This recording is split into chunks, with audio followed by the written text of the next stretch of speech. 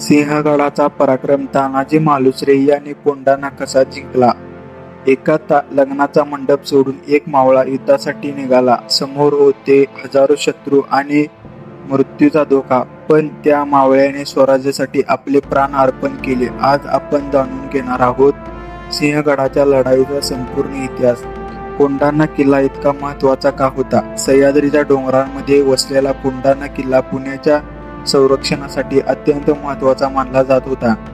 या किल्ल्यावरून पुणे परिसरावर लक्ष ठेवता येत असे. त्यामुळे जो कोंढाणा जिंकेल त्याची त्या भागावर मजबूत पकड राहणार होती. इसवी सन 1665 मध्ये झालेल्या पुरंदराच्या तहानंतर शिवाजी महाराजांना 23 किल्ले मुघलांकडे द्यावे लागले होते.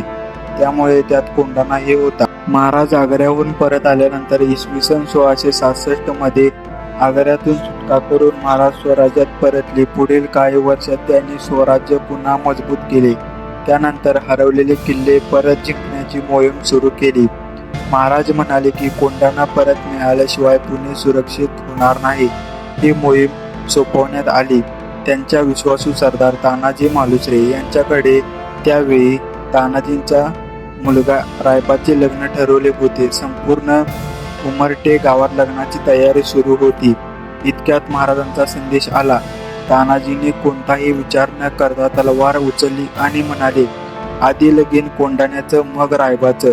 हा संवाद लोकांपर्यंत अत्यंत प्रसिद्ध आहे आणि स्वराज्यातील त्यांच्या निष्ठेचे प्रतीक मानला जातो.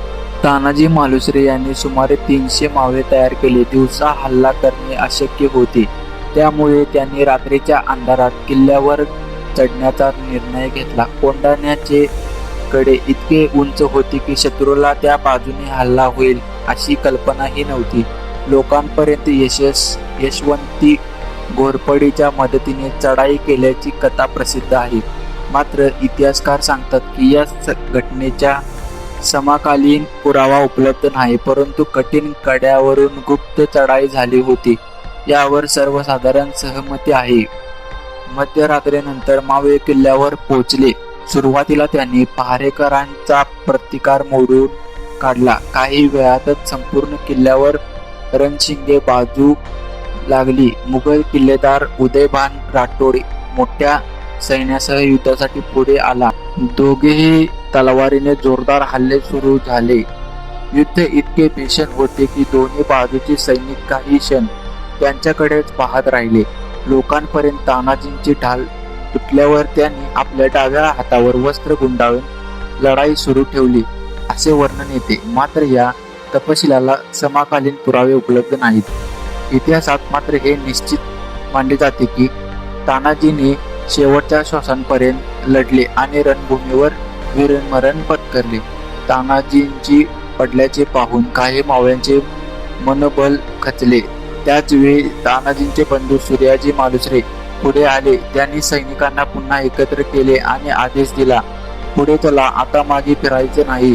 मावळ्यांनी नव्या जोमाने हल्ला केला. विजयाची बातमी रायगडवर पोहोचली. महाराजांना किल्ला जिंकल्याचा आनंद झाला, पण तानाजींच्या वीरमरणाची बातमी ऐकून ते अत्यंत दुःखी झाले.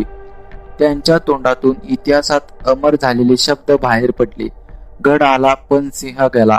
यानंतर कोंढाणा किल्ल्याला सिंहगड हे नाव प्राप्त झाले.